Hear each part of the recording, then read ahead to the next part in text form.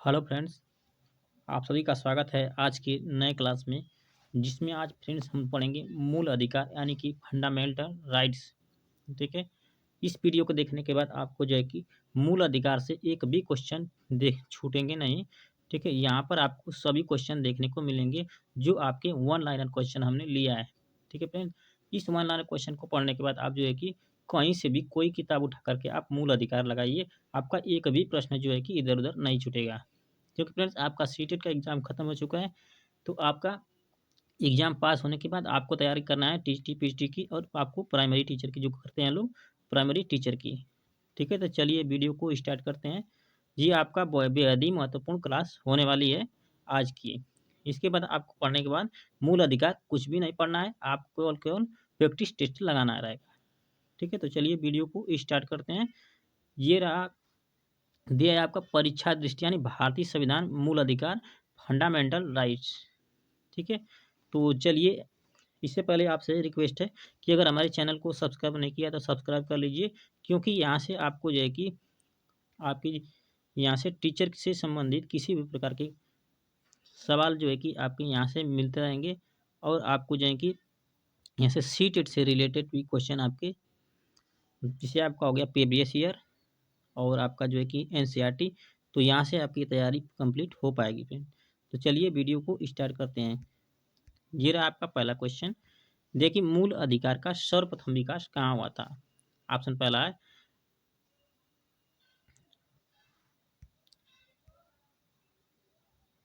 तो देखिए आपका मूल अधिकार का सर्वप्रथम विकास हुआ था आपका ब्रिटेन में। कहाँ हुआ था? ब्रिटेन में हुआ था मूल अधिकार का सर्वप्रथम विकास। ठीक है, ये आपको याद रखना है। ये रहा आपका क्वेश्चन नंबर अगला। दिया है कि ब्रिटिश नागरिकों को सर्वप्रथम लिखित रूप में मूल अधिकार प्रदान करने वाला दस्तावेज का नाम क्या है?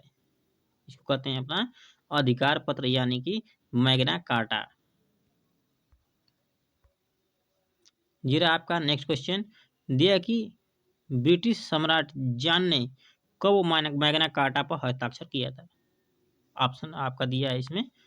ऑप्शन वाला फ्रेंड्स नहीं है, आपका जो है कि वन लाइनर क्वेश्चन हमने लिया है। ठीक है, इसमें ऑप्शन वाली बात ही नहीं है। तो आपका हो गया इसमें 1215 ईस्वी में मैग्ना कार्टा पर हस्ताक्षर सन जॉन सॉर ने क्यों किया था? तो 1215 में।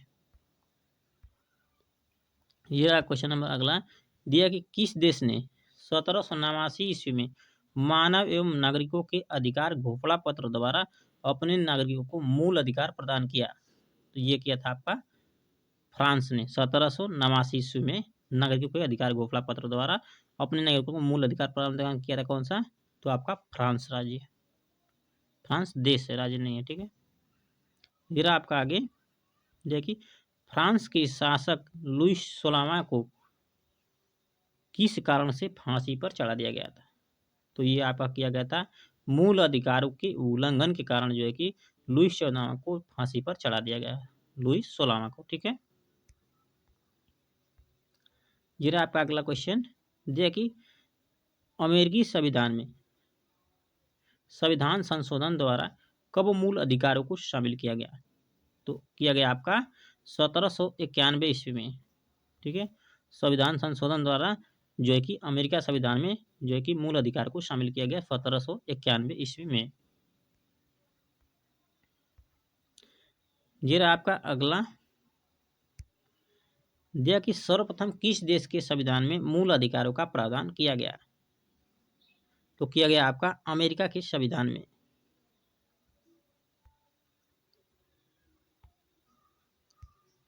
अमेरिका के सर्वोच्च न्यायालय ने किस सिद्धांत को प्रतिपादित कर राज्य को मूल अधिकारों पर निर्बंधन लगाने की शक्ति प्रदान किया गया?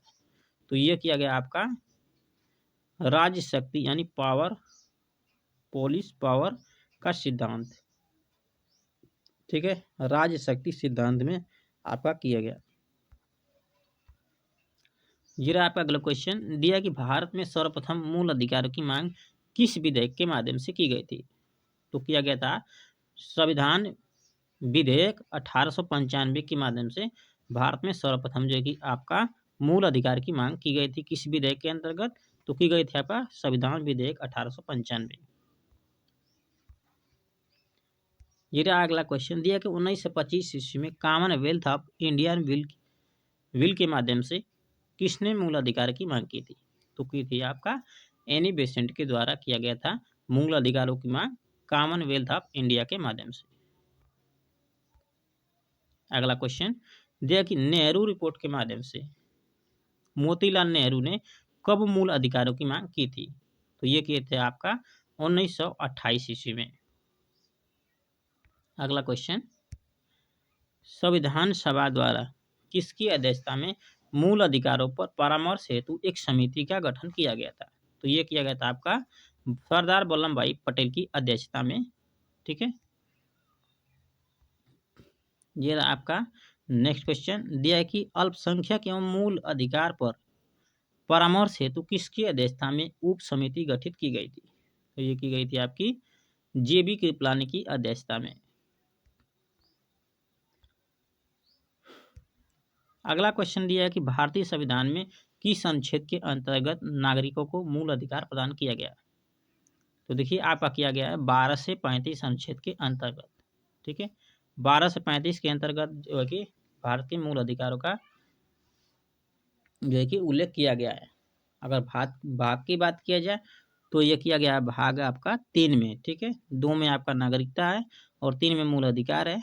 ठीक है, और चौथा में आपका जो है कि मूल कर्तव्य आपका 4 क में है और आपका 4 में जो है नीति निर्देशक सिद्धांत है। जीरा अगला दिया है कि आपका भारतीय संविधान के भाग 3 द्वारा प्रदत्त मूल अधिकार किस देश के संविधान से लिया गया?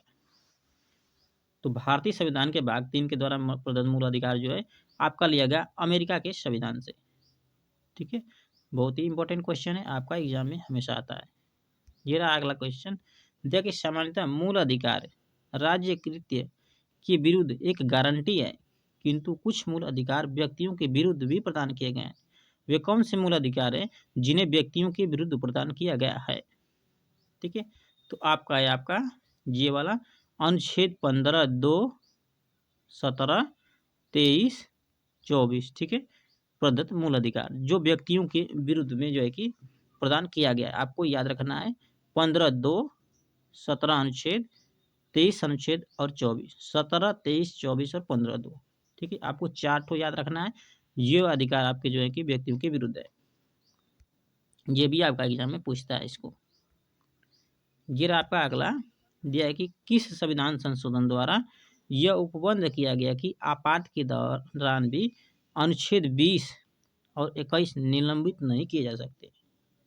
तो किया गया आपका संविधान संशोधन 44वां द्वारा। 44वें संविधान संशोधन द्वारा आपका ये निलंबित किया कहा गया कि आपका अनुच्छेद 21 और अनुच्छेद 20 को निलंबित नहीं किया जा सकता। ठीक है, ये हो गया आपका 44वें संविधान संशोधन। अगला दिया किस आधारों पर घोषित आपात के दौरान अनुच्छेद 19 द्वारा प्रदत्त मौलिक अधिकार स्वतः निलंबित हो जाता है? तो स्वतः निलंबन की बात की जाए तो आपका होता है युद्ध एवं वायु आक्रमण। ये स्थिति आपकी पैदा हो जाए तो आपका जो है कि मौलिक अधिकार स्वतः ही निलंबित हो जाता है। ये रहा आपका अगला क्वेश्चन दिया किस आधार पर घोषित आपात के दौरान अनुच्छेद 19 द्वारा प्रदत्त मूल अधिकार स्वतः निलंबित नहीं होता? तो ये होता है आपका सशस्त्र विद्रोह के आधार पर स्वतः निलंबित नहीं होता है। आपका कौन होता है? आपका सशस्त्र विद्रोह एवं वायु आक्रमण के द्वारा जो आपका यहाँ पर दिया हुआ था। ठीक है, युद्ध एवं वायु आक्रमण के द्वारा जो है कि स्वतः निलंबित हो जाता है, जबकि याद रखना है आपको सशस्त्र विद्रोह के आधार पर आपका जो है कि स्वतः निलंबित नहीं होता है। आपका एग्जाम में ऐसे क्वेश्चन बनाता है। ये रहा आपका अगला दिया कि क्या कोई व्यक्ति अपने मूल अधिकारों को त्याग कर सकता है? तो यहाँ पर देखिए आपका कोई भी व्यक्ति अपने मूल अधिकारों को त्याग नहीं कर सकता। ठीक है, तो ये किसने कहा? तो कहा था आपने विश्वेश्वर नाथ के मामले में उच्च न्यायालय कोर्ट ने स्पष्ट किया कि कोई व्यक्ति अपने मूल अधिकारों का त्याग नहीं कर सकता, क्योंकि उसे केवल व्यक्ति हित ही नहीं वरन लोकनीति के रूप में पूरे समाज के हित के लिए संविधान में शामिल किया गया है। ठीक है, तो इसलिए आप जो है कि मूल अधिकारों को त्याग नहीं कर सकते हैं। समाज के हित के लिए बनाया गया। जी आपका अगला दिया है कि भाग 3 के प्रयोजन के लिए राज्य शब्द को किस अनुच्छेद के तहत परिभाषित किया गया है। ठीक है, भाग 3 में जो है कि आपका प्रयोजन के लिए किस शब्द का प्रयोग किया गया है राज्य शब्द के लिए, तो आपका इसमें किया गया है अनुच्छेद 12 के अंतर्गत किया गया है आपका राज्य शब्द को, ठीक है, परिभाषित किया गया है। ये आपका अगला दिया है कि राज्य शब्द में कौन कौन शामिल है। तो देखिए आपका राज्य शब्द में कौन कौन शामिल है, तो आपका पहला दिया है भारत सरकार एवं संसद शामिल है। फिर दूसरा आपका राज्य सरकार एवं विधानमंडल शामिल है। और तीसरा है आपका सभी स्थानीय एवं अन्य अधिकारी भी इसमें शामिल है राज्य शब्द में।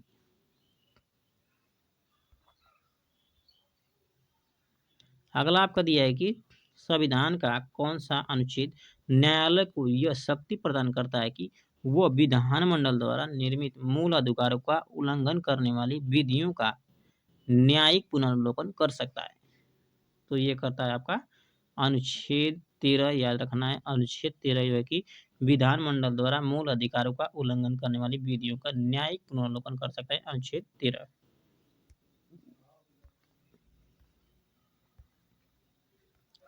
ये रहा अगला क्वेश्चन, दिया कि न्यायिक पुनर्विलोकन का अधिकार किन किन न्यायालयों को प्राप्त है। तो आपका किसको प्राप्त है, न्यायिक पुनर्विलोकन शक्ति कहाँ से लिया गया है, तो ये फ्रेंड्स लिया गया है आपका अमेरिका के संविधान से, याद रखना है। और आपका उच्च न्यायालय जो है कि अनुच्छेद 32 के अंतर्गत, और जो है कि उच्चतम न्यायालय अनुच्छेद 32 और उच्च न्यायालय आपका जो है कि 226 के अंतर्गत जो है कि न्यायिक पुनर्विलोकन का अधिकार से दिया गया है आपका, याद रखना है। ये रहा आपका अगला, दिया कि अनुच्छेद 13 फर्स्ट के अंतर्गत संविधान के भाग 3 से असंगत किन विधियों को शून्य घोषित किया गया है। तो आपका हो गया संविधान के लागू होने के समय भारत में प्रवृत्त सभी विधियों अथवा संविधान पूर्व विधियों को आपका शामिल किया गया है।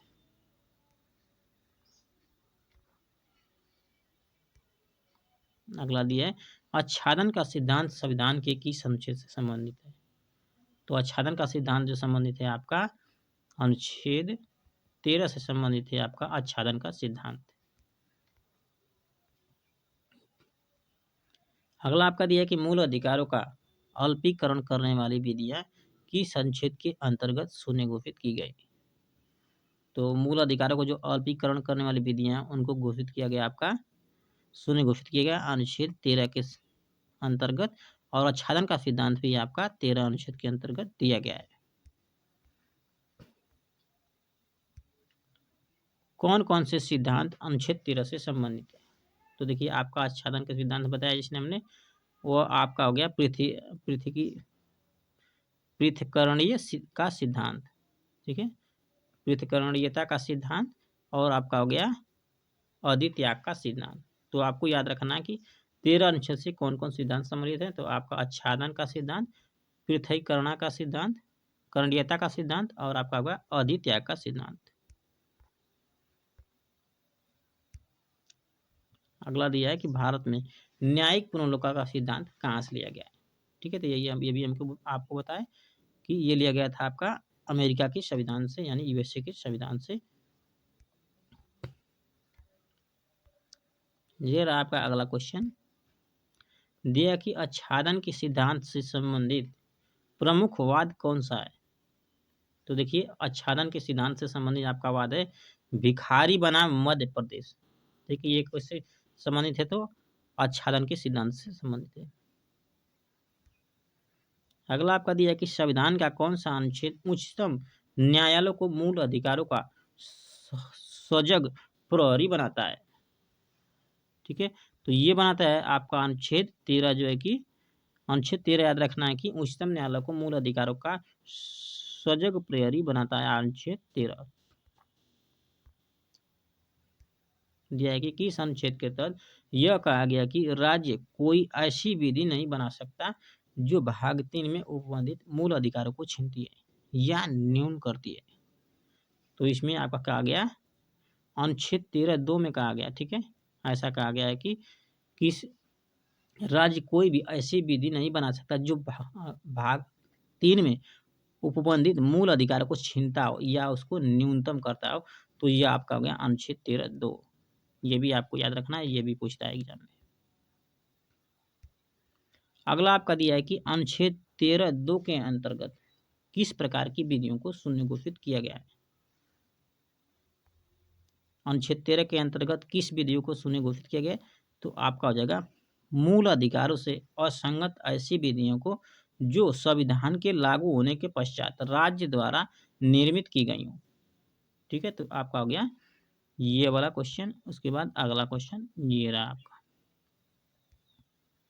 देखिए, मूल अधिकारों से असंगत कौन सी विधियां प्रारंभ से ही शून्य होती हैं? तो हो गया आपका संविधानोत्तर विधियां आपका प्रारंभ से ही शून्य होती हैं।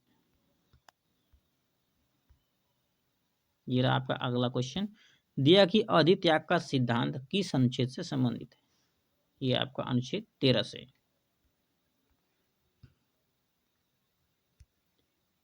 अनुच्छेद 13(3) क के तहत विधि शब्द में क्या क्या आते हैं? तो ऑप्शन इसमें दिया है कि विधि का बल रखने वाला कोई भी अध्यादेश, आदेश, नियम, विनिमय, उपनियम, अधिसूचना और ऋण या प्रथा भी आती है इसके अंतर्गत। ठीक है,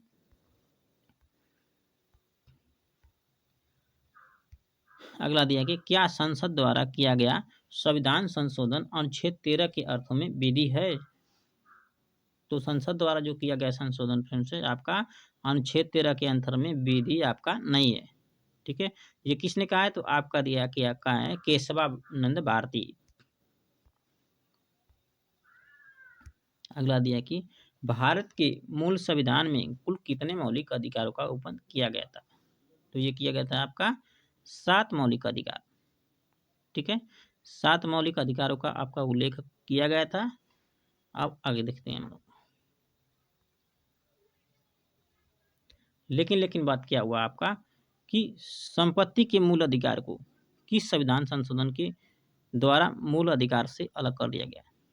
तो फ्रेंड्स, पहले हमारे 7 अधिकार थे, जो एक मौलिक अधिकार को हटा दिया गया, जो आपका था संपत्ति का अधिकार, और वो हटाया गया आपका 44वें संविधान संशोधन अधिनियम 1978 के द्वारा।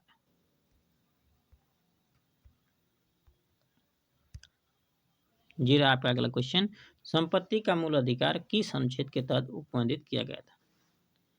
तो आपको याद रखना है, ये भी आपका क्वेश्चन पूछ सकता है और पूछता भी है। ये पूछता है आपका एग्जाम में कि संपत्ति का जो मूल अधिकार जिसे हटाया गया, तो वो पहले किस अनुच्छेद के तहत किया गया था उसका उपबंधित? तो ये किया गया था आपका, याद रखना है, अनुच्छेद 19 फर्स्ट के तहत और अनुच्छेद 31 31 है। ठीक है, अनुच्छेद 31 और अनुच्छेद 19 फर्स्ट। संपत्ति का अधिकार अब किस अनुच्छेद के तहत एक विविध अधिकार है? ठीक है, यानी कानूनी अधिकार है। तो आपका हो जाएगा इसमें अनुच्छेद 300 क के तहत।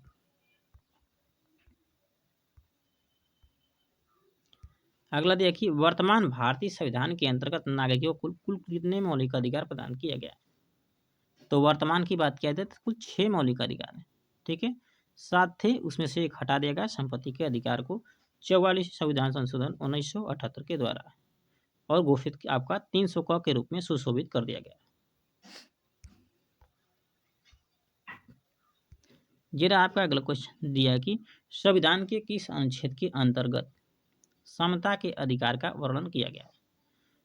समता यानी कि आपका हो गया इसमें 14 से 18 के बीच समता का अधिकार का जो है कि आपका उल्लेख किया गया।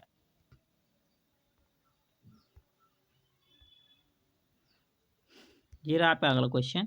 देखिए, विधि के समक्ष समता और विधियों का समान संरक्षण का मूल अधिकार किस अनुच्छेद के तहत प्रदान किया गया? तो ये किया गया आपका अनुच्छेद 14 के अंतर्गत किया गया है। ये भी आपको याद रखना है, एग्जाम में पूछता है। अगला क्वेश्चन, कौन सा अनुच्छेद यह उपबंधित करता है कि राज्य धर्म, मूल, वंश, जाति, लिंग या जन्म स्थान के आधार पर विभेद नहीं करेगा? तो ये आपका हो गया अनुच्छेद 15 के अंतर्गत। ठीक है, ये आपका इसमें कहा गया है कि कोई भी व्यक्ति, कोई भी राज्य धर्म, मूल, वंश, जाति, लिंग या जन्म स्थान के आधार पर विभेद नहीं करेगा। अनुच्छेद 15 के तहत। ये रहा आपका अगला क्वेश्चन। देखिए, किस अनुच्छेद के तहत अवसर की समानता प्रत्याभूत की गई है। तो अवसर की समानता की बात की जाए तो आपका किया गया अनुच्छेद 16 के अंतर्गत।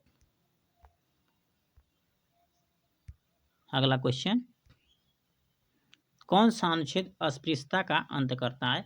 अनुच्छेद 17 यानी छुआछूत की भावना को अंत करता है। ठीक है, आपका अनुच्छेद 17। यह आपका अगला क्वेश्चन, किस अनुच्छेद द्वारा उपाधियों का अंत कर दिया गया है। तो यह किया गया है आपका अनुच्छेद 18 के तहत।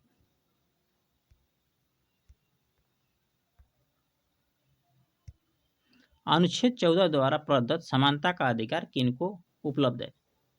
तो समानता के अधिकार की बात की जाए तो ये सभी व्यक्तियों को जो है कि उपलब्ध है। ठीक है, अनुच्छेद 14 में वाक्यांश विधियों का समान संरक्षण कहाँ से लिया गया है। तो ये लिया गया है आपका अमेरिका के संविधान से लिया गया है समान संरक्षण। अनुच्छेद 14 में वाक्यांश विधियों का समान संरक्षण आपको याद रखना है, अमेरिका के संविधान से लिया गया है। अगला दिया है, विधि के समक्ष समता वाक्यांश किस संविधान से लिया गया है।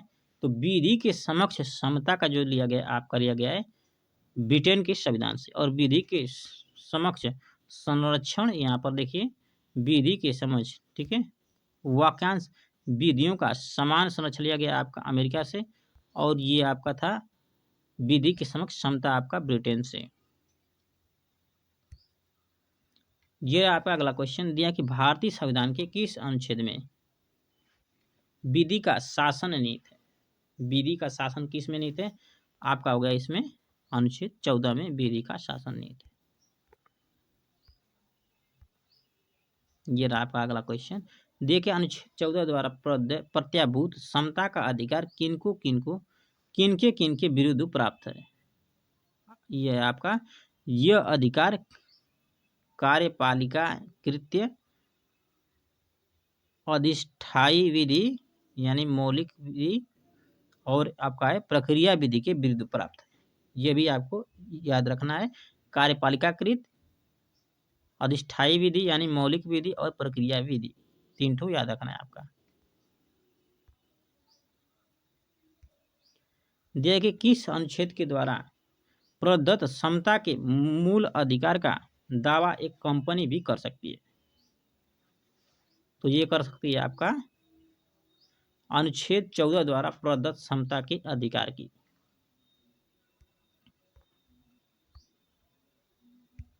अगला क्वेश्चन, अनुच्छेद 14 में निहित विधि के शासन के किस वाद में संविधान का आधारभूत ढांचा घोषित किया गया। तो यह किया गया आपका मिनेर्वा मिल्स बनाम भारत संघ 1980। ठीक है, ये भी आपको क्वेश्चन याद रखना है आपका। इसी प्रकार से क्वेश्चन फ्रेंड्स आपके जो है कि नए वाले जो पुराने वाले क्वेश्चन थे वो आपके अपने पूछ रहे हैं आपके, अब जो है कि आपके नए नए क्वेश्चन एग्जाम में बना रहा है। तो ये भी आपको याद रखना है कि अनुच्छेद 14 में निहित विधि के शासन के किस वाद में संविधान का आधारभूत ढांचा घोषित किया गया। तो मिनर्वा मिल्स बनाम भारत संघ 1980। अगला दिया है, किस वाद में यह धारित किया गया कि एक व्यक्ति स्वयं एक वर्ग में हो सकता है। तो यह किया गया आपका चिरंजीवी लाल बनाम भारत संघ के द्वारा।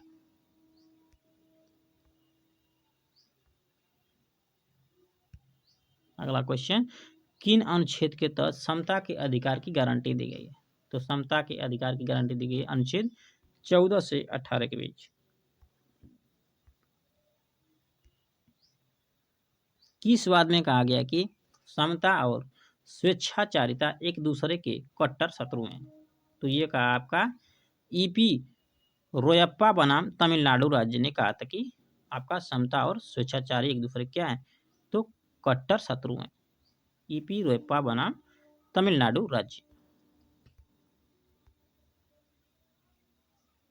अगला आपका दिया है, किस वाद में उच्चतम न्यायालय ने कहा कि 2 से अधिक संतान वाले लोगों को पंच या सरपंच पद के लिए अयोग्य घोषित करने वाली विधि के समक्ष समानता अनुच्छेद 14 के अधिकार का उल्लंघन नहीं करती है और यह विधि मान्य विधि है।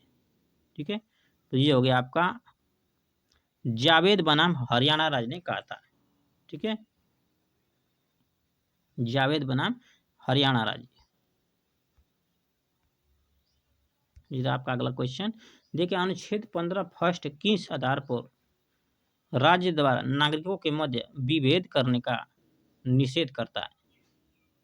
तो ये आपका किस पे करता है? आपका केवल धर्म, मूल, वंश, जाति, लिंग और जन्मस्थान इनमें से किसी के आधार पर करता है। अनुच्छेद 15 फर्स्ट।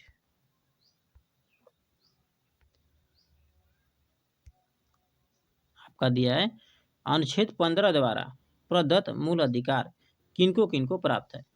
तो ये केवल जो है कि आपके नागरिकों को प्राप्त है जो भारत के नागरिक हैं। ये रहा आपका अगला क्वेश्चन, अनुच्छेद 15 फर्स्ट किसको नागरिकों के मध्य विभेद करने से रोकता है?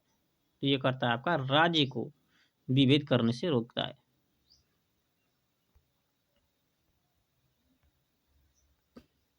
अगला दिया है आपका, किसी होटल, दुकान, सार्वजनिक भोजनालय या सार्वजनिक मनोरंजन के स्थलों में नागरिकों को बिना भेदभाव के प्रवेश का अधिकार किस अनुच्छेद के द्वारा प्रदान किया गया है? तो ये किया गया है आपका अनुच्छेद 15(2) के द्वारा किया गया है। ठीक है, आपका अनुच्छेद 15(2) के द्वारा।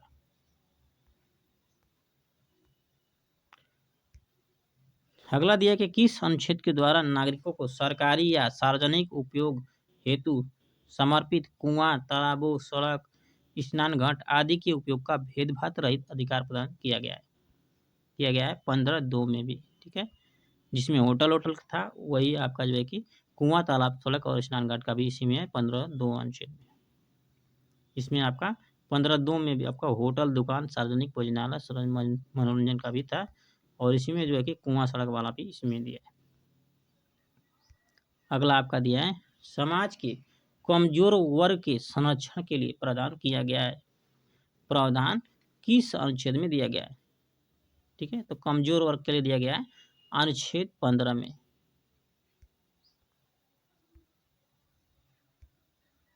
किस अनुच्छेद के तहत राज्य को यह शक्ति प्रदान की गई कि वह स्त्रियों और बालकों के संबंध में विशेष प्रदान कर सकता है? तो आपका जो है कि स्त्रियों और बालकों के संबंध में आपका अनुच्छेद 15(3) के तहत आपका किया गया है।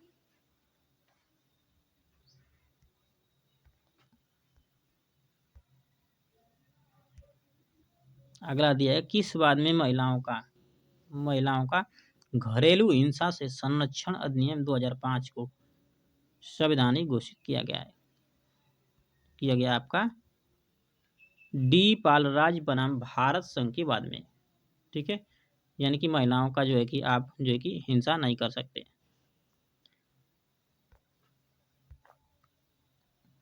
ये रहा आपका अगला क्वेश्चन, किस अनुच्छेद के तहत राज्य को सामाजिक एवं शैक्षणिक दृष्टि से पिछड़े वर्ग के लिए विशेष प्रदान करने की शक्ति प्रदान की गई है? तो पिछड़ा वर्ग की अगर बात किया जाए तो ये हो जाएगा आपका अनुच्छेद 15(4) के तहत। अनुच्छेद 15(4) के तहत जो कि राज्य को सामाजिक शैक्षणिक दृष्टि से पिछड़े वर्ग के लिए विशेष प्रदान किया गया है आपका अनुच्छेद 15(4) में, इसको याद रखना है।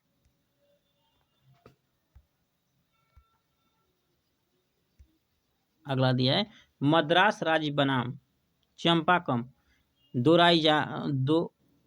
दोरई राजन के मामले में दिए गए निर्णय के पश्चात कौन सा मूल अधिकार संशोधित किया गया? तो ये किया गया आपका भेदभाव के विरुद्ध अधिकार अनुच्छेद 15 में।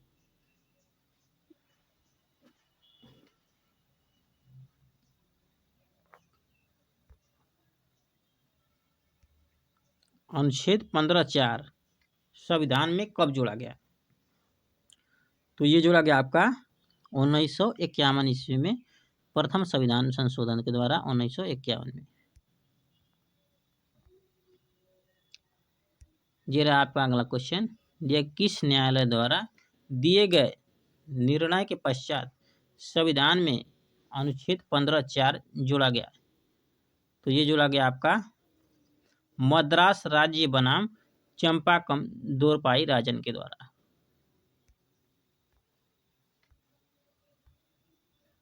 ये रहा अगला क्वेश्चन। दिया कि शिक्षण संस्थाओं में अनुसूचित जातियों और अनुसूचित जनजातियों का आरक्षण किस अनुच्छेद के द्वारा शासित होता है? तो ये होता है आपका अनुसूचित और अनुसूचित जनजाति का फ्रेंड्स दिया गया आपका अनुच्छेद 15(4) में।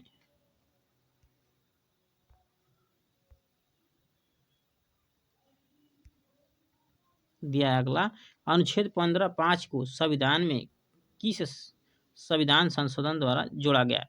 तो ये जोड़ा गया आपका 93वें संविधान संशोधन अधिनियम 2005 के द्वारा 15(5) जोड़ा गया अनुच्छेद।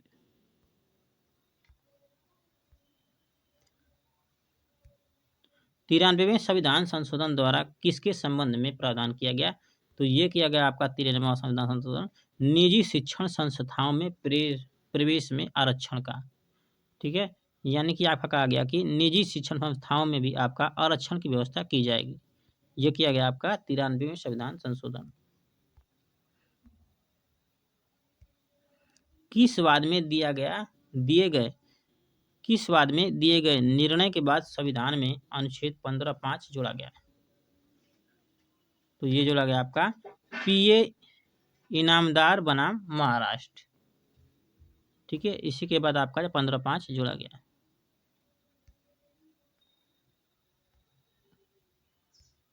किस अनुच्छेद के अनुसार राज्य निजी शिक्षण संस्थाओं में छात्र के प्रवेश के लिए स्थानों के आरक्षण का उपबंध कर सकती है? तो ये कर सकती है राज्य आपका अनुच्छेद 15(5) के तहत कर सकती है। देखिए आपका देखिए निजी शिक्षण संस्थाओं में छात्रों के प्रवेश के लिए स्थानों के आरक्षण का उपबंध कर सकती है आपका अनुच्छेद 15(5) में।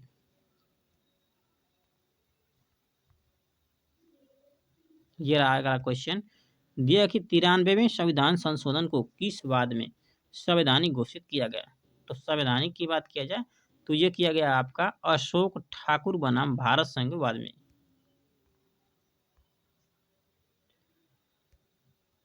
दिया है कि लोक नियोजन में अवसर की समानता का उपबंध किया गया। लोक नियोजन किया गया आपका अनुच्छेद 16 में। अनुच्छेद 16 में क्या किया गया? लोक नियोजन की समानता।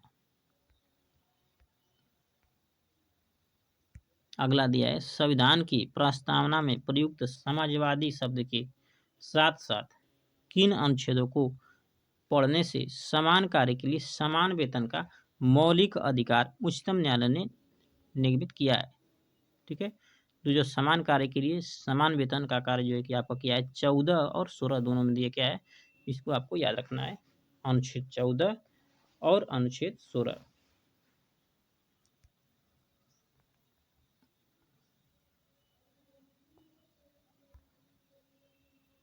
अगला दिया है भारतीय संविधान का कौन सा अनुच्छेद भारत के सभी नागरिकों को लोक नियोजन में अवसर की समानता प्रतिबोधित करती है? तो ये करती है आपकी अनुच्छेद 16 फर्स्ट और 16 2।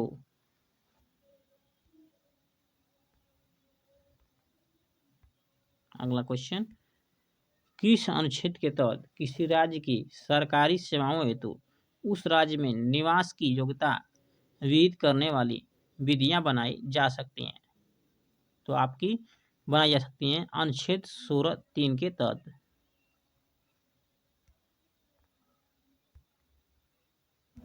आपका अगला दिया है पिछड़ा वर्गों हेतु आरक्षण का प्रावधान किस अनुच्छेद के तहत किया गया है? तो पिछड़ा वर्ग के लिए आपका किया गया है 16 अनुच्छेद 4 के तहत।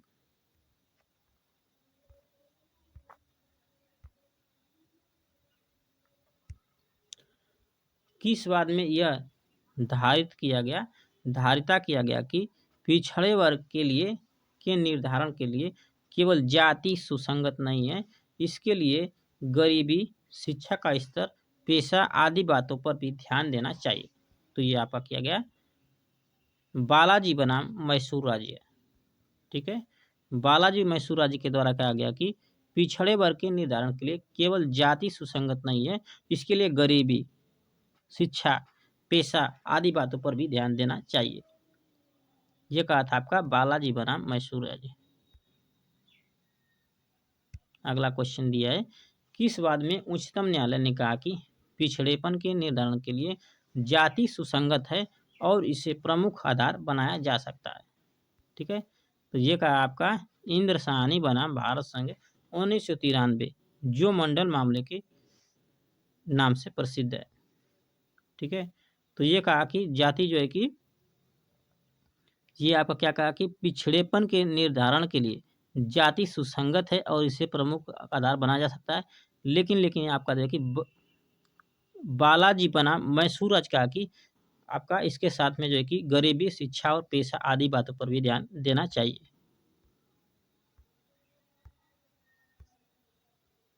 ये अगला क्वेश्चन देखिए, किस वाद में उच्चतम न्यायालय ने कहा कि किसी अनारक्षित वर्ग का व्यक्ति आरक्षित वर्ग के परिवार में दत्तक, विवाह, अन्य किसी आधार पर प्रवेश पाने का अनुच्छेद 15(4) या अनुच्छेद 16(4) के अंतर्गत आरक्षण का लाभ प्राप्त नहीं कर सकता।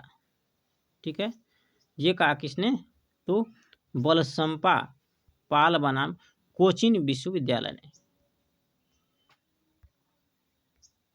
अगला क्वेश्चन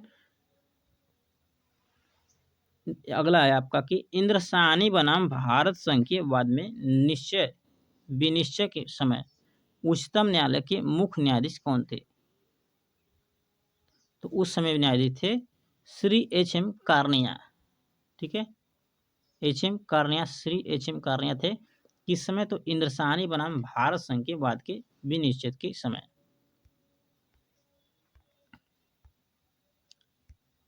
किस आधार पर पिछड़े वर्ग का निर्धारण नहीं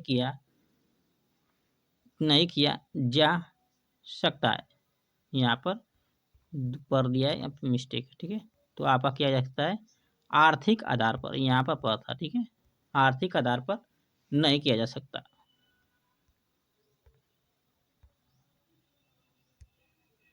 किस अनुच्छेद के तहत अनुसूचित जाति तथा अनुसूचित जनजाति को प्रोन्नति में आरक्षण का उपबंध किया गया है?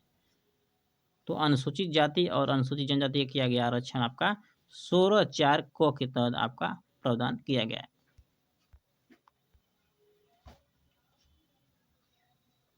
अगला क्वेश्चन देखिए, किस संविधान संशोधन अधिनियम के द्वारा अनुसूचित जाति तथा अनुसूचित जनजातियों को प्रोन्नति में आरक्षण का प्रावधान किया गया है? यह किया गया आपका अनुच्छेद करें आपका संविधान संशोधन 77वां द्वारा 1995 के द्वारा। ठीक है, 77वें संविधान संशोधन अधिनियम 1995 के द्वारा।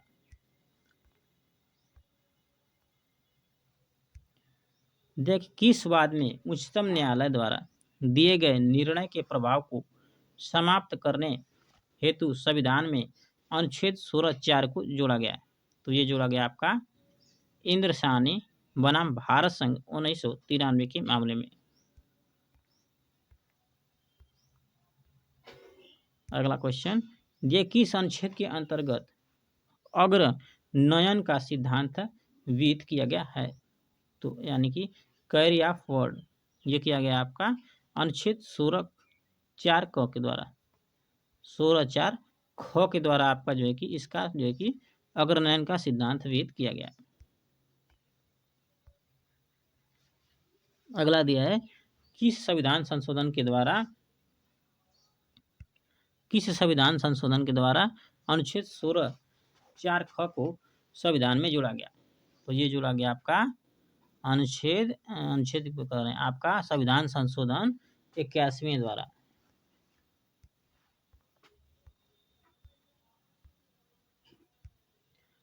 किस वाद में सरकार द्वारा बनाए गए अग्रनयन कैरी फॉरवर्ड रूल के नियम को उच्चतम न्यायालय ने असंवैधानिक घोषित किया था?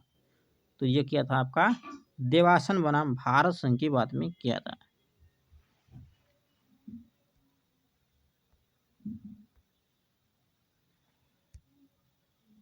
अगला दिया है, भारतीय संविधान का कौन सा अनुच्छेद भारत में किसी भी रूप में अस्पृश्यता का निषेध करता है? ये करता है आपका अनुच्छेद 17 के अंतर्गत करता है।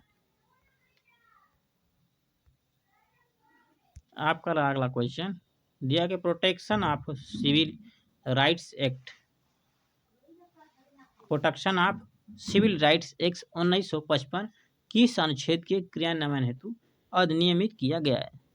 तो ये किया गया आपका अनुच्छेद 17 के द्वारा।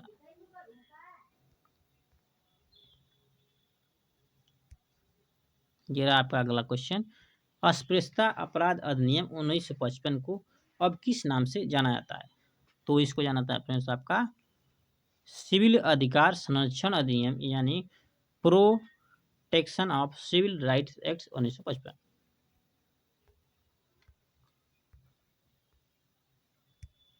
भारत में अस्पृश्यता निवारण किन किन उपायों द्वारा किया जा सकता है? तो ये किया जा सकता है आपका कानून बनाकर, शिक्षा द्वारा और जन जागरण के द्वारा किया जा सकता है।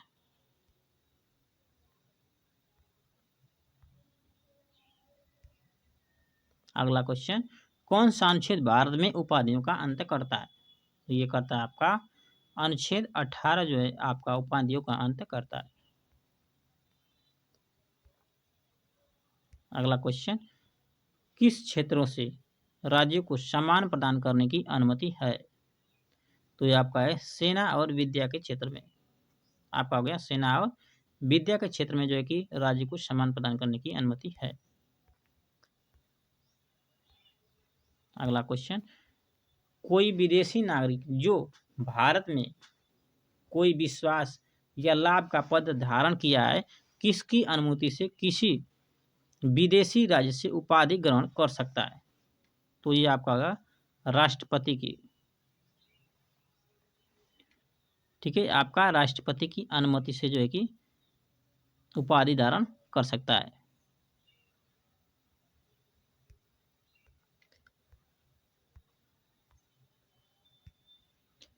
किस वाद में उच्चतम न्यायालय ने धारित किया कि भारत रत्न, पद्म विभूषण और पद्म श्री अलंकरण अनुच्छेद 18 फर्स्ट के अर्थों में उपाधि नहीं है? तो ये आपका कहा बालाजी राघवन बनाम भारत संघ। ठीक है, इसने कहा था कि भारत रत्न, पद्म विभूषण और पद्म श्री अलंकरण अनुच्छेद 18 फर्स्ट के अर्थों में उपाधि क्या है? नहीं है, अनुच्छेद 18 फर्स्ट की। संविधान के किस अनुच्छेद के तहत स्वतंत्रता का अधिकार उपबंधित किया गया है? तो ये किया गया आपका अनुच्छेद 19 से 22 के बीच में।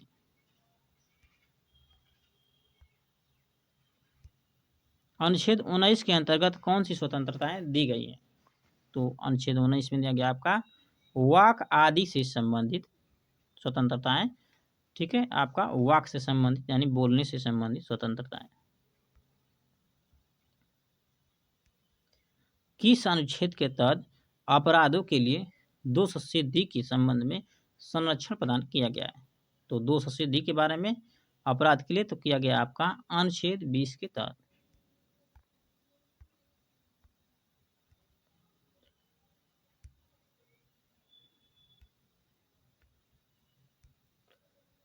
प्राण एवं दैहिक स्वतंत्रता का अधिकार किस अनुच्छेद के तहत दिया गया है? ये दिया गया आपका अनुच्छेद 21 के तहत प्राण एवं दैहिक स्वतंत्रता का अधिकार।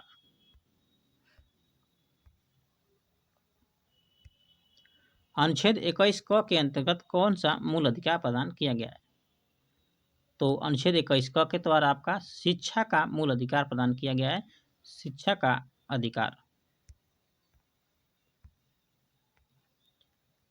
अनुच्छेद 22 के द्वारा कौन सा मूल अधिकार प्रदान किया गया है? तो कुछ दशाओं में गिरफ्तारी और निषेध से संरक्षण का मूल अधिकार प्रदान किया गया है।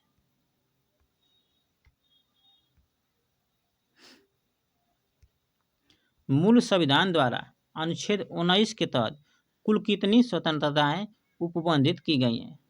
तो आपका जो है कि 7 स्वतंत्रताएं जो है कि आपका उपबंधित की गई हैं अनुच्छेद 19 के तहत।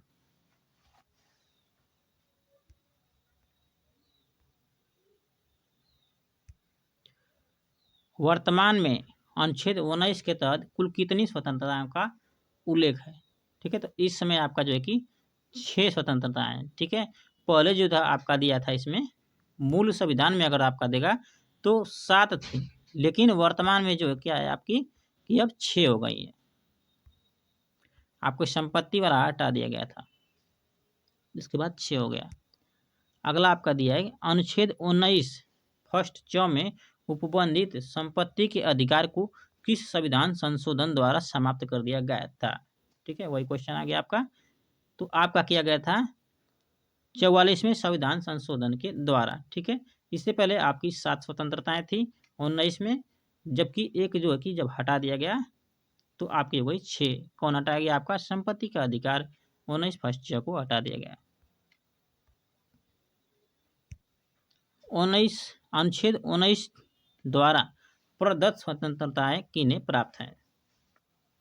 तो ये आपका केवल भारत के नागरिकों को प्राप्त है 19 च की स्वतंत्रता है।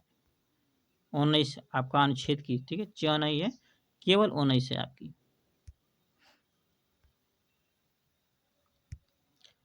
अगला दिया है कि किस अनुच्छेद के तहत वाक्य एवं अभिव्यक्ति की स्वतंत्रताएं प्रतिबोधित की गई हैं। ठीक है, तो ये किया गया आपका अनुच्छेद फर्स्ट क के तहत।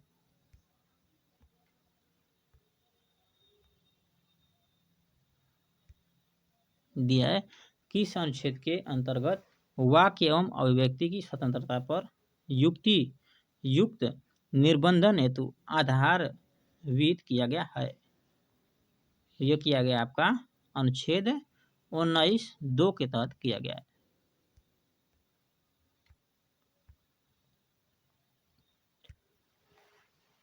अगला दिया है कि भारतीय संविधान में प्रेस की स्वतंत्रता का स्पष्ट उल्लंघन नहीं है, किंतु न्यायालय ने इसे किस अनुच्छेद के तहत अंतर्निहित माना है।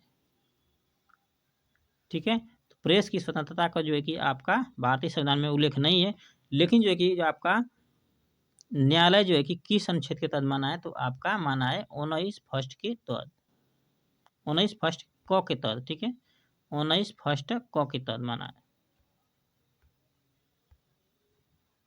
अगला दिया है किस बात में कहा गया कि वाक्य एवं अभिव्यक्ति की स्वतंत्रताओं के अंतर्गत राष्ट्रीय ध्वज फहराने का अधिकार एक मूल अधिकार है। तो ये कहा था आपका भारत संघ बनाम नवीन जिंदल का वाद कहा था आपका। ठीक है, कि कोई भी जो है कि नागरिक अपना ध्वज फहरा सकता है, ये आप उसका एक मूल अधिकार है।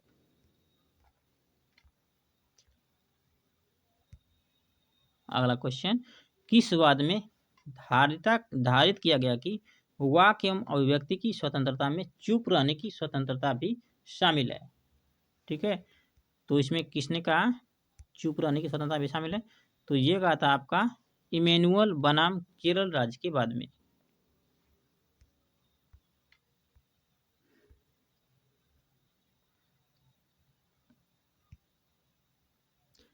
अगला दिया है क्वेश्चन कि मतदाताओं को उम्मीदवारों के संबंध में सूचना का अधिकार अनुच्छेद 19 फर्स्ट क के तहत एक मूल अधिकार है, किस बाद में उच्चतम न्यायालय ने यह निर्णय दिया था। तो ये दिया था आपका people union for civil liberties बनाम भारत संघ के बाद में। ठीक है, ये आपका दिया गया था कि सूचना का अधिकार 19 क के तहत, 19 फर्स्ट क के तहत एक मूल अधिकार है। ठीक है, ये आपका किसने कहा था, तो people union for civil liberties बनाम भारत संघ के बाद में। ये अगला क्वेश्चन किस अनुच्छेद के अंतर्गत भारतीय नागरिकों को शांतिपूर्ण एवं निरायुध सम्मेलन का अधिकार दिया गया है। तो ये दिया गया आपका अनुच्छेद 19 फर्स्ट ख के तहत आपका दिया गया है।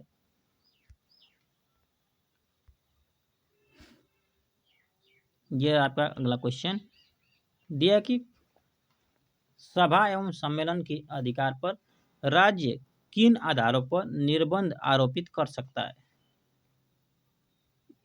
सभा एवं सम्मेलन के अधिकार पर राज्य किन आधारों पर निर्बंधन आरोपित कर सकता है, तो ये कर सकता है आपका भारत की प्रमुखता और अखंडता या लोक व्यवस्था के आधार पर कर सकता है। ये रहा आपका अगला क्वेश्चन। दिया है कि संगम या संघ बनाने की स्वतंत्रता भारतीय नागरिकों को प्रदान किया गया है। तो ये किया गया आपका प्रदान अनुच्छेद 19 फर्स्ट ग के तहत, यानी कि संगम या आपको कहते हैं संघ बनाने की स्वतंत्रता।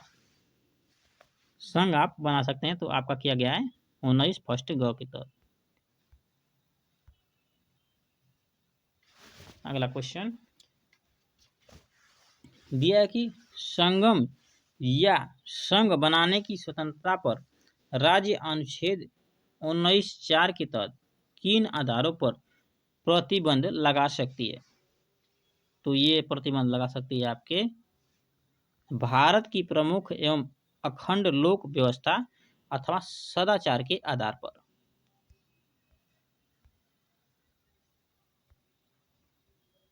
अगला आपका दिया है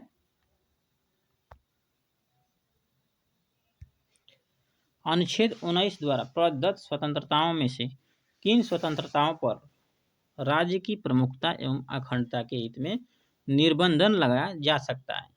तो ये किस संबंध में लगा सकता है। तो आपका वाक्य एवं अभिव्यक्ति की स्वतंत्रता, दूसरा है आपका शांति एवं निरायुध सम्मेलन की स्वतंत्रता, और तीसरा आपका संघ या संगम या संघ बनाने की स्वतंत्रता पर।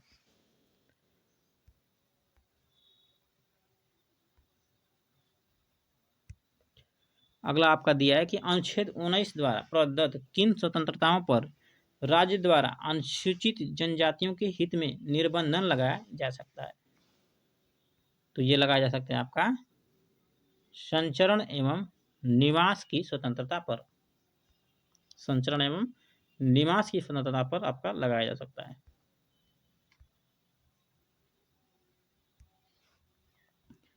यह कि भारत के राज्य क्षेत्र में कहीं भी निवास करने व बस जाने का अधिकार किस अनुच्छेद के तहत विहित किया गया है।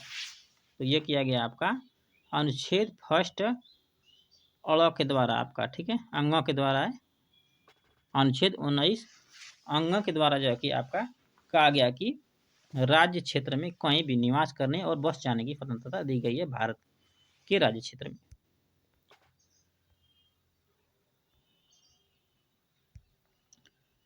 अगला दिया है कि संचरण की स्वतंत्रता तथा निवास की स्वतंत्रता पर किसके हित में राज्य निर्बंधन लगा सकती है। तो ये लगा सकती है आपका साधारण जनता के अथवा अनुसूचित जनजाति के हित में लगा सकती है।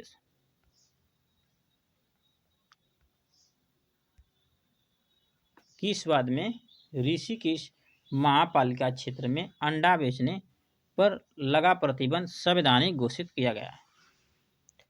तो ये किया गया आपका ओम प्रकाश बनाम उत्तर प्रदेश राज्य के वाद में।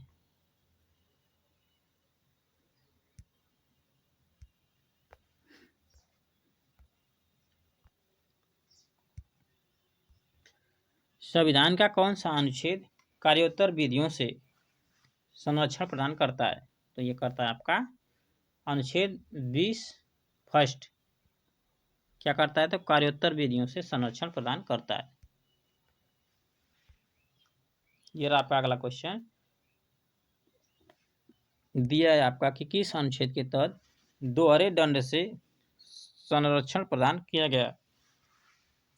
तो दोहरे दंड से, ठीक है, तो ये किया गया आपका अनुच्छेद 20(2) के तहत किया गया है। जरा आपका अगला क्वेश्चन दिया है आत्म अभिशंसन का सिद्धांत किस अनुच्छेद से संबंधित है। तो आत्म अभिशंसन का सिद्धांत जो है कि आपका अनुच्छेद 20(3) से संबंधित है।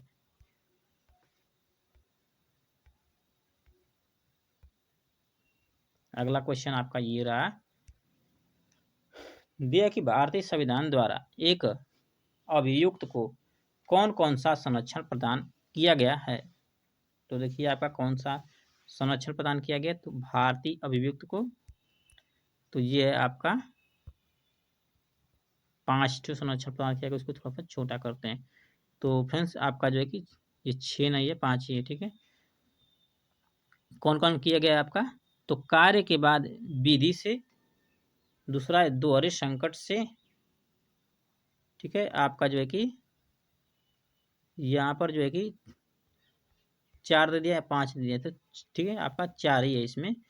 इसमें जो है कि मिस्टेक से 5-6 बना दिया है, ठीक है।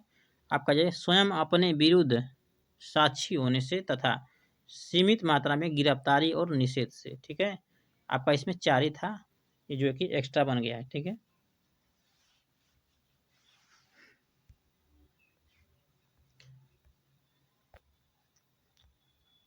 ये आपका अगला क्वेश्चन दिया है, किस अनुच्छेद के तहत यह प्रावधान किया गया कि किसी कार्य को जो किए जाते समय निर्देश है बाद में विधि द्वारा दोषपूर्ण अपराध नहीं घोषित किया जा सकता, ठीक है। यहाँ पर किया छोड़ दिया, ठीक है फ्रेंड्स, किया जा सकता है। तो ये होगा आपका अनुच्छेद 20 फर्स्ट के तहत आपका घोषित किया गया। ये रहा अगला क्वेश्चन दिया कि दोहरे दंड से क्या अभिप्रेत है।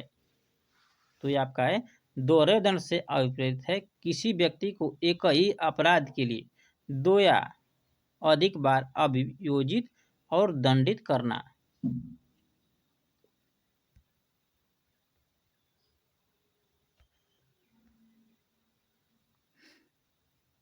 अगला क्वेश्चन देखिए, नेमो डिबेट विश वेक्सजरी यानी नेमो डिबेट विश वेक्सजरी का सिद्धांत किससे संबंधित है। तो ये आपके दोहरे संकट के सिद्धांत से संबंधित है। ये भी आपको याद रखना है, एग्जाम में पूछता है। ये रहा आपका अगला क्वेश्चन दिया है कि किस अनुच्छेद के तहत यह उपबंधित किया गया कि किसी भी अभियुक्त व्यक्ति को स्वयं अपने विरुद्ध साक्ष्य देने के लिए विवश नहीं किया जा सकता। ये हो जाएगा आपका अनुच्छेद 20(3) के तहत कहा गया किसी व्यक्ति अभिव्यक्ति को स्वयं अपने विरुद्ध साक्ष्य देने के लिए विवश नहीं किया जा सकता। ये आपका हो गया अनुच्छेद 3 के तहत।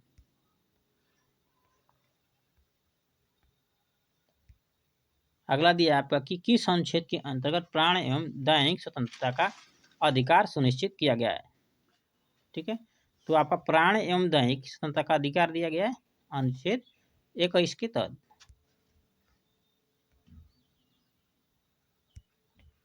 अगला दिया है, किसी व्यक्ति को उसके प्राण एवं दैनिक की स्वतंत्रता किसके अनुसार वंचित किया जा सकता है। तो किया जा सकता है आपका विधि द्वारा स्थापित प्रक्रिया के अनुसार किया जा सकता है आपका प्राण एवं दैनिक स्वतंत्रता से वंचित।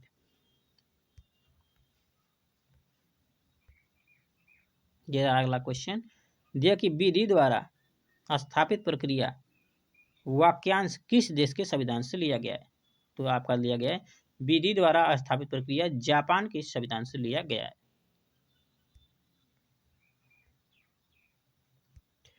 अगला दिया कि अमेरिकी संविधान के अनुसार कोई व्यक्ति अपने दैविक स्वतंत्रता से किसके अनुसार वंचित किया जा सकता है। तो यह किया जा सकता है आपका सम्यक विधि प्रक्रिया के अनुसार, ठीक है। इसको भी आपको याद रखना है, एग्जाम में ज्यादा पूछता है।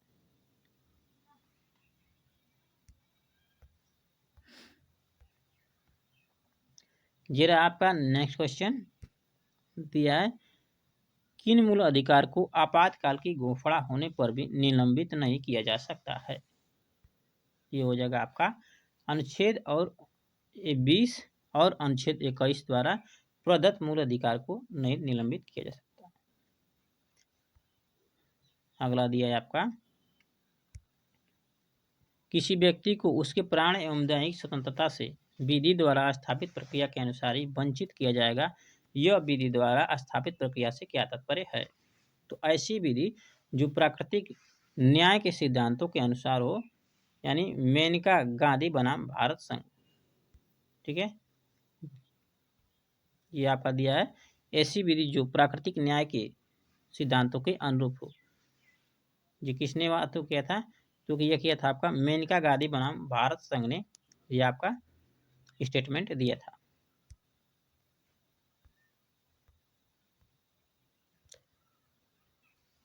अगला क्वेश्चन आपका दिया है कि किस बाद में विदेश यात्रा के अधिकार को अनुच्छेद 21 के अंतर्गत एक मूल अधिकार घोषित किया गया है। तो यह किया गया आपका विदेश यात्रा के अधिकार को अनुच्छेद 21 के अंतर्गत मूल अधिकार घोषित किया गया। तो ये घोषित किया गया आपका मेनका गांधी बनाम भारत संघ 1978 दिया गया कि ध्यानतः है कि सतवंत सिंह बनाम सहायक पासपोर्ट अधिकारी 1957 के बाद में भी उच्च न्यायालय ने विदेश भ्रमण के अधिकार को 21 के तहत मूल अधिकार माना था। ठीक है, तो ये भी आपको याद रखना है, दोनों को याद रखना है। मेनका गांधी बनाम भारत संघ को याद रखना है और याद रखना है आपको सतवंत सिंह बनाम सहायक पासपोर्ट अधिकारी 1957। दोनों आपका एग्जाम में पूछ सकता है। ये रहा आपका अगला क्वेश्चन। दिया कि किस बाद में उच्चतम न्यायालय ने यह अभिनिर्धारित किया कि अनुच्छेद 21 के अंतर्गत जीवन के अधिकार में मरने का अधिकार शामिल नहीं है। ठीक है, तो ये कहा है आपका ज्ञान कौर बनाम पंजाब राज्य। ठीक है, जीवन की स्वतंत्रता तो दी गई, जीने का अधिकार दिया गया, लेकिन मरने का अधिकार किसी को नहीं दिया गया कि आप मर नहीं सकते अपने मर्जी से। ठीक है, तो ये आपका दिया गया, देख लीजिए क्या है आपका ज्ञान कौर बनाम पंजाब राज्य के द्वारा।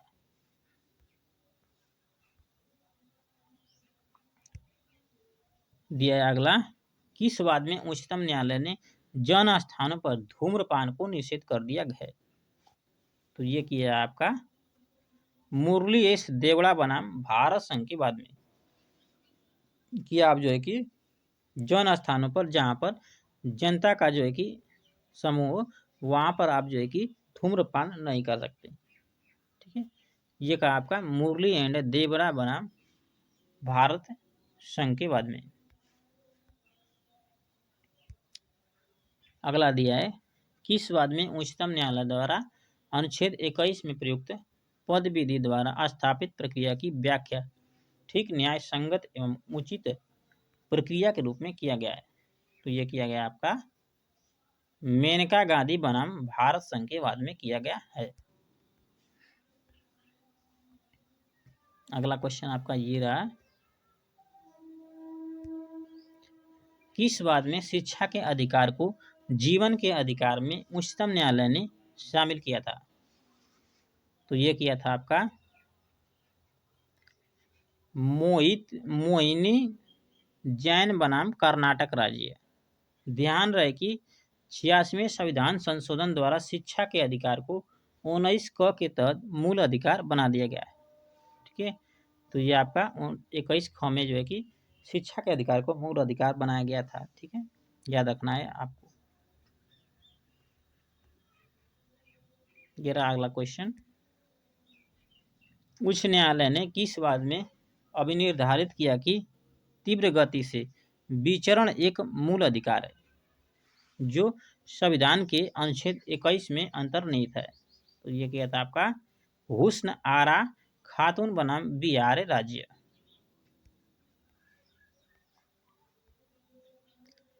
अगला क्वेश्चन ये रहा आपका, दिया कि सर्वोच्च न्यायालय ने किस बाद में लैंगिक उत्पीड़न को मानव अधिकार अतिक्रमण के रूप में अभिनिर्धारित किया है। तो ये किया आपका विशाखा बनाम राजस्थान राज्य ने।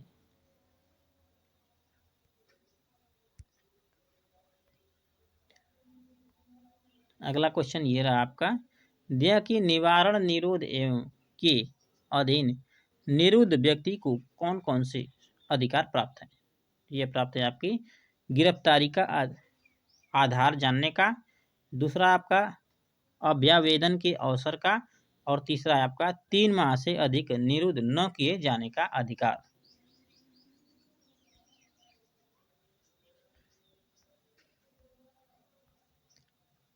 ये रहा आपका अगला क्वेश्चन, दिया कि निवारक निरोध के अधीन निरुद्ध व्यक्ति को सलाहकार बोर्ड की राय के बिना अधिकतम कितने अवधि तक निरुद्ध किया जा सकता है।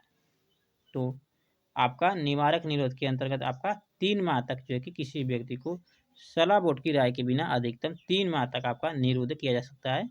3 माह तक अधिकतम। ये रहा आपका अगला क्वेश्चन दिया कि निवारक निरोध विषय संविधान की किस सूची के अंतर्गत शामिल है। ये आपका समापवर्ती सूची के अंतर्गत।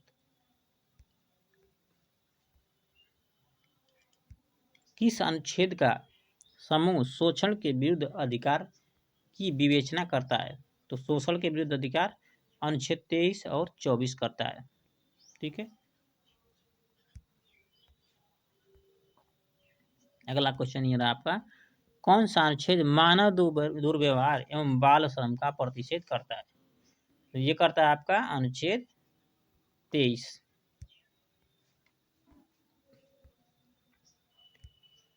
किस अनुच्छेद के तहत कारखानों खानों तथा किसी जोखिम पूर्ण कार्य में बालकों के नियोजन का निषेध किया गया है। तो यह किया गया आपका अनुच्छेद 24 के अंतर्गत किया गया है।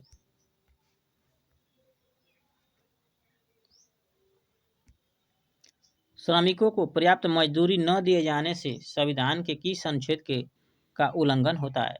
तो यह होता है आपका अनुच्छेद 23 का ज्ञातव्य है कि दीना बनाम भारत संघ के बाद में धारिता किया गया कि श्रमिकों को पर्याप्त मजदूरी न देना बाल श्रम है तथा इसे अनुच्छेद 23 का उल्लंघन होता है।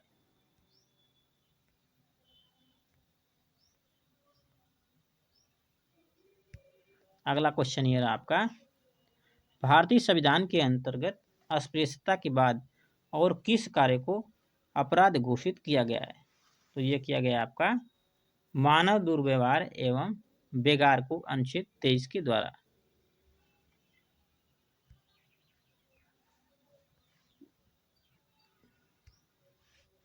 अगला क्वेश्चन ये रहा आपका, देखिए संविधान के किस अनुच्छेद को क्रियान्वित करने के लिए संसद द्वारा बंधुआ मजदूरी प्रणाली उन्मूलन अधिनियम 1976 पारित किया गया था। तो अनुच्छेद 23 को।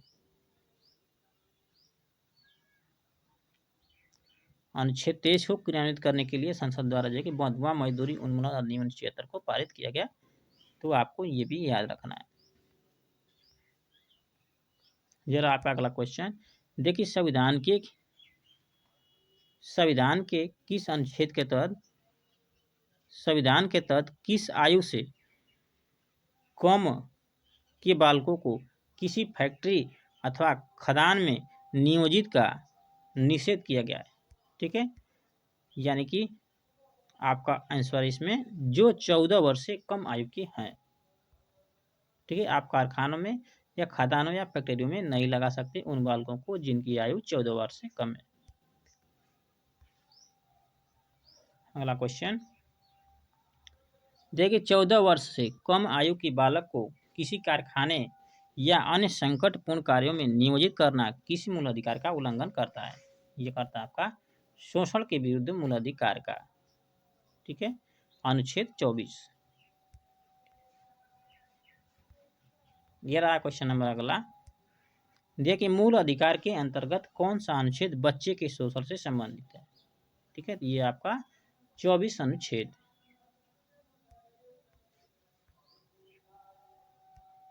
ये रहा आपका अगला क्वेश्चन दिया कि किस अनुच्छेदों में या किस अनुच्छेद के तहत धार्मिक स्वतंत्रता का अधिकार प्रान्वित किया गया है। तो ये किया गया का 25 से 28 के अंतर्गत। अगला आपका दिया है भारतीय संविधान की प्रस्तावना में है, स्वतंत्रता नहीं है। ठीक है, भारतीय संविधान की प्रस्तावना में पंथ निरपेक्ष शब्द किस संविधान संशोधन द्वारा जोड़ा गया। तो पंथ निरपेक्ष आपका जोड़ा गया 42वें संविधान संशोधन के द्वारा। ये रहा आपका अगला क्वेश्चन दिया है कि पंथ निरपेक्षता से क्या तात्पर्य है। ठीक है, तो पंथ निरपेक्ष क्या तात्पर्य है। तो पंथ निरपेक्ष का अर्थ है राज्य द्वारा सभी धर्मों के प्रति समान समभाव का व्यवहार। ठीक है, सभी धर्मों के प्रति समभाव का व्यवहार, समान भेदभाव। ठीक है, ये आपका हो जाएगा पंथ निरपेक्ष से तात्पर्य।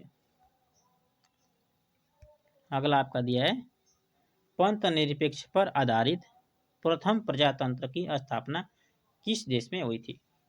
तो देखिए आपका पंच निरपेक्ष तंत्र पर आधारित जो है कि आपका संयुक्त राज्य अमेरिका में जो है कि प्रथम प्रजातंत्र की स्थापना हुई थी।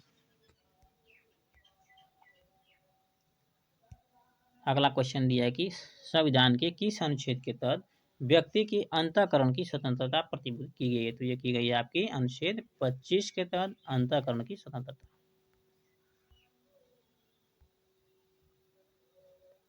ये रहा आपका अगला क्वेश्चन दिया है कि अनुच्छेद 25 में प्रतिभूत धर्म स्वतंत्रता में कौन कौन सी स्वतंत्रताएं समाविष्ट हैं? आपका है अंतःकरण की स्वतंत्रता, धर्म को मानने एवं आचरण करने की स्वतंत्रता तथा धर्म का प्रचार करने की स्वतंत्रता है। 25 में आपकी 3 प्रकार की स्वतंत्रताएं निहित है इसमें। अगला आपका दिया है धार्मिक स्वतंत्रता के अधिकार को राज्य किस आधारों यानी निर्बंधित कर सकती है? किस आधारों पर, ठीक है, यहाँ पर छूट गया है, किन आधारों पर निर्बंधित कर सकती है? तो आप कर सकती है, पहला आपका दिया है व्यवस्था यानी लोक व्यवस्था, और दूसरा आपका दिया है नैतिकता, और चौथा आपका तीसरा आपका दिया है सदाचार के आधार पर। यानी लोक व्यवस्था, नैतिकता और सदाचार के आधार पर 3।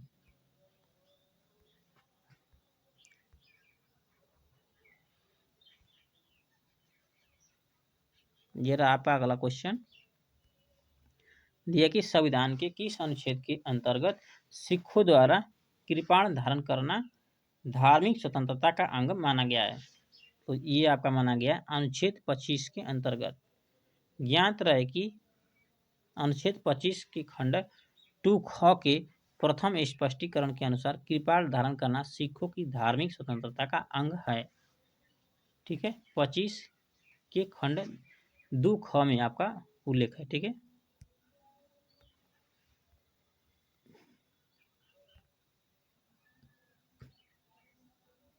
ये रहा आपका अगला क्वेश्चन दिया कि अनुच्छेद 25(2) ग के प्रयुक्त हिंदू शब्द के अंतर्गत कौन कौन से आते हैं?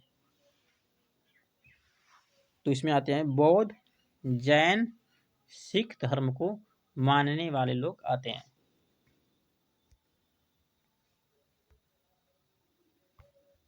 ये रहा आपका अगला क्वेश्चन दिया है संविधान के किस अनुच्छेद के अंतर्गत धार्मिक संप्रदायों को धार्मिक और पूर्त प्रयोजन हेतु संस्थाओं की स्थापना और पोषण का अधिकार प्राप्त है? तो ये प्राप्त है आपका अनुच्छेद 26 के अंतर्गत आपका प्राप्त है। ठीक है, पोषण का अधिकार, संस्थाओं की स्थापना और पोषण का अधिकार आपका अनुच्छेद 26 में।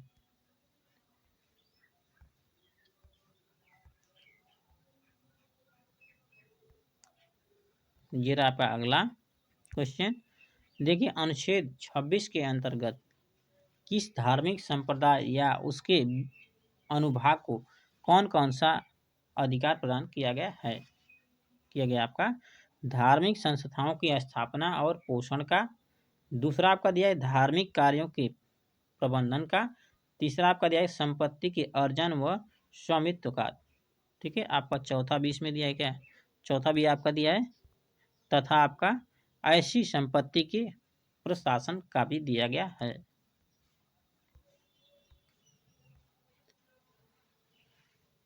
ये रहा आपका अगला क्वेश्चन दिया कि धार्मिक कार्यों के प्रबंधन के अधिकार को राज्य द्वारा किन अधिकारों पर प्रतिबंधित किया जा सकता है? तो ये किया जा सकता है आपका लोक व्यवस्था, सदाचार अथवा नैतिकता के आधार पर किया जा सकता है।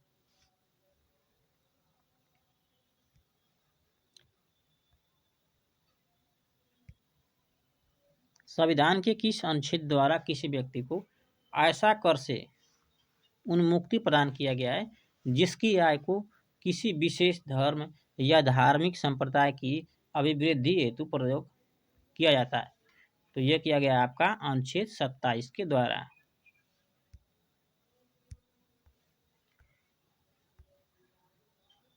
अगला क्वेश्चन दिया कि संविधान के किस प्रकार की शिक्षण संस्थाओं में धार्मिक शिक्षा दिए जाने का निषेध करता है। तो ये करता है आपका राज्य निधि से पूर्णतः पोषित शिक्षण संस्थाओं में करता है।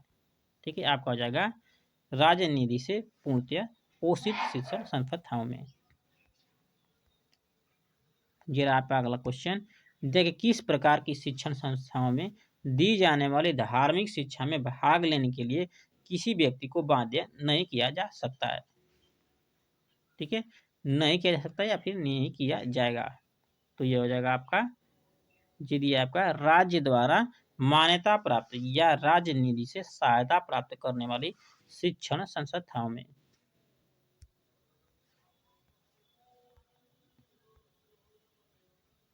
अगला क्वेश्चन ये रहा आपका, दिया कि राज्य द्वारा मान्यता प्राप्त या सहायता प्राप्त शिक्षण संस्थाओं में किसी व्यक्ति को किन कार्यों से उन्मुक्ति प्रदान की गई है। तो ये आपका दिया हुआ है, देखिए आपका कई ठो उन्मुक्ति है, 2 है। ठीक है, 2 है आपका। पहला आपका दिया गया है, उनमें दी जाने वाली धार्मिक शिक्षा में भाग लेने से तथा उनमें की जाने वाली धार्मिक उपासना में शामिल होने से।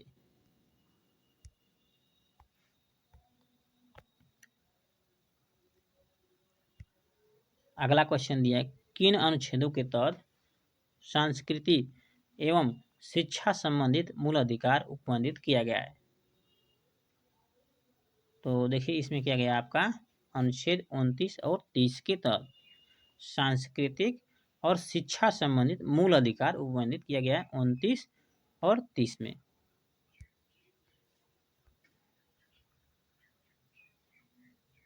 ये रहा आपका अगला क्वेश्चन, देखिए किस अनुच्छेद के अंतर्गत अल्पसंख्यकों को अपनी रुचि की शिक्षण संस्थाओं की स्थापना एवं प्रशासन की अधिकार दिया गया है। तो ये दिया गया आपका अनुच्छेद 30 के अंतर्गत आपका दिया गया है।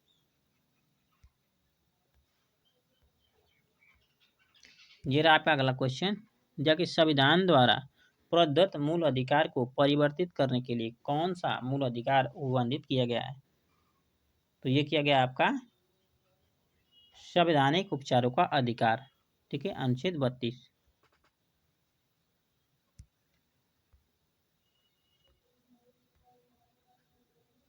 अगला क्वेश्चन दिया है, संविधान का कौन सा अनुच्छेद संवैधानिक उपचारों का अधिकार प्रदत्त करता है। तो ये करता है आपका अनुच्छेद 32।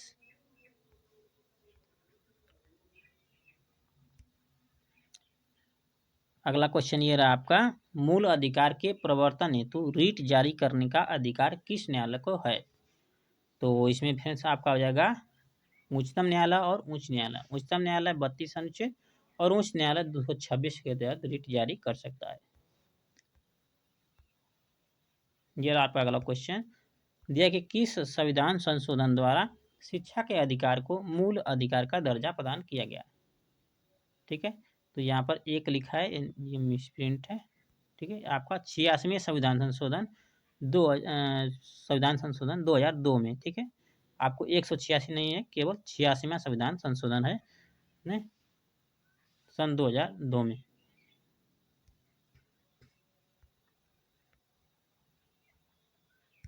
अगला क्वेश्चन आपका ये रहा, किस अनुच्छेद के अंतर्गत 6 से 14 वर्ष तक की आयु के बालकों को शिक्षा का मूल अधिकार प्रदान किया गया। तो किया गया आपका अनुच्छेद 21 क के द्वारा। ठीक है, ख नहीं है आपका, अनुच्छेद क के द्वारा जो है कि कहा गया कि 6 से 14 वर्ष के आयु के बालकों को शिक्षा का मूल अधिकार प्रदान किया जाएगा। ये आपका अगला क्वेश्चन दिया कि अनुच्छेद 21 क के अंतर्गत किस आयु वर्ग के बालकों को निःशुल्क एवं अनिवार्य शिक्षा का मूल अधिकार प्रदान किया गया। अनुच्छेद आपका 21 क के द्वारा 6 से 14 वर्ष के आयु के बालकों को। अगला क्वेश्चन ये रहा आपका, किस अनुच्छेद के अंतर्गत गिरफ्तार किए गए व्यक्तियों के अधिकारों का उल्लंघन किया गया है। तो यह किया गया आपका अनुच्छेद 22 के अंतर्गत किया गया है आपका, गिरफ्तार किए गए व्यक्तियों के अधिकारों का उल्लंघन किया गया है अनुच्छेद 22 के अंतर्गत।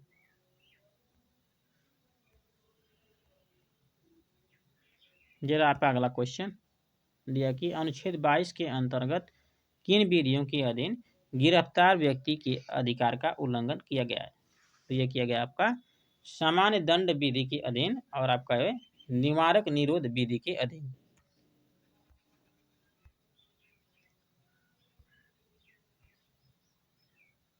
जरा आपका अगला क्वेश्चन देखिए सामान्य दंड विधि के अधीन गिरफ्तार व्यक्ति को कौन कौन से अधिकार प्राप्त है।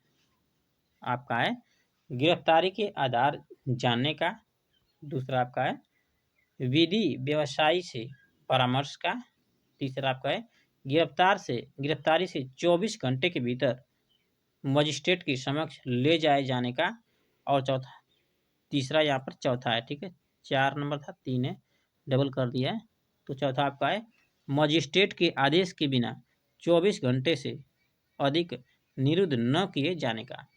ये आपके 4 जो है गिरफ्तार व्यक्ति को अधिकार प्राप्त है।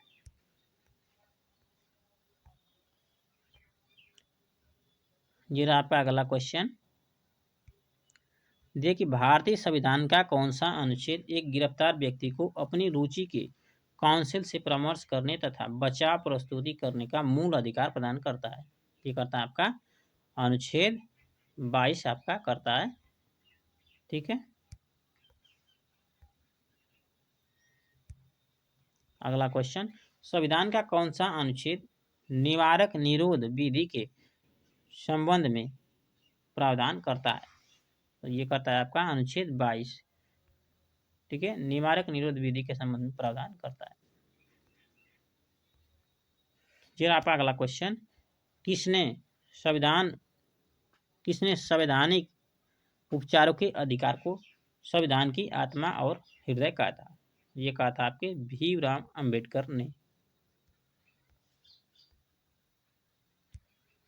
अगला क्वेश्चन दिया है कि अपने मूल अधिकार को परिवर्तित करने के लिए अनुच्छेद 32 फर्स्ट कहाँ आवेदन करने का अधिकार प्रदान करता है। तो ये करता है आपका उच्चतम न्यायालय में, न कि आप लोग लगाइएगा उच्च न्यायालय में, ठीक है, डायरेक्ट उच्चतम न्यायालय अनुच्छेद 32 226 रहेगा तब आपका उच्च न्यायालय होगा। फिर आपका अगला क्वेश्चन दिया कि मूल अधिकारों को परिवर्तित कराने के लिए कौन कौन सी रिट जारी करने का अधिकार उच्चतम न्यायालय को है। तो आपका पहला दिया आपका बंदी प्रत्यक्षीकरण, दूसरा है आपका परमादेश, तीसरा आपका है प्रतिषेध, चौथा आपका उत्प्रेक्षण और पांचवा है आपका अधिकार परीक्षा। 5 आपका रिट जारी किया गया है।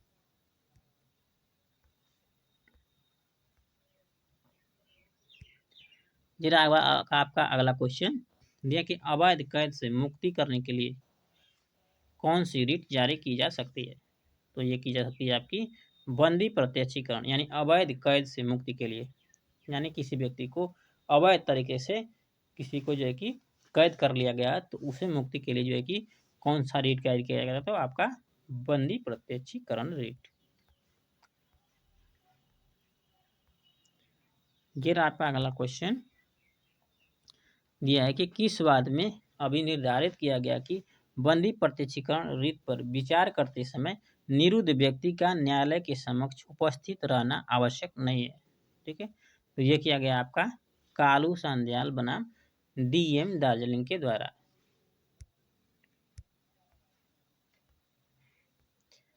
ये आपका क्वेश्चन नंबर अगला दिया कि किस याचिका के तहत कार्यपालिका को आदेशित किया जाता है कि वह उस कार्य को करे जिसको करने के लिए वह आबद्ध है। तो परमादेश के तहत।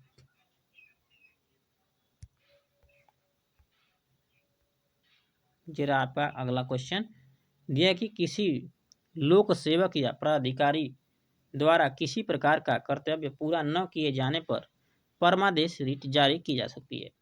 तो ये की जा सकती है आज्ञापक कर्तव्य के द्वारा। ये आपका नेक्स्ट क्वेश्चन दिया है कि कौन सी रिट अधीनस्थ न्यायालयों या अधिकरणों के विरुद्ध कार्यवाही को रोकने हेतु जारी की जा सकती है। तो ये क्या है आपकी प्रतिषेध रिट। तो फ्रेंड्स आज के जो थे क्वेश्चन हमने लिया था ये बहुत ही इम्पोर्टेंट क्वेश्चन थे और इतने क्वेश्चन आपने अगर सभी क्वेश्चनों को अगर अच्छे से पढ़ लिया तो आपको जो है कि कहीं भी आपको मूल अधिकार से संबंधित क्वेश्चन लगाने में कठिनाई आपको नहीं होगी। ठीक है? तो मैं यही कहूँगा कि आपने जो है आप जो है कि हमें जो है कि जितना भी क्वेश्चन करवाया है, सभी क्वेश्चनों को आप जो है कि रट जाइए। उसके बाद देखिए आप लगा कर के कोई भी क्वेश्चन लेकर के आइए, कहीं से लगाइए, आपका सभी क्वेश्चन जो है कि यहीं से आपका एग्ज़ाम में पूछेगा। ठीक है? तो चलिए फ्रेंड्स आज की क्लास थोड़ी लंबी हो गई थी। अब जल्द ही आपसे मिलेंगे नेक्स्ट वीडियो में, तब तक के लिए धन्यवाद।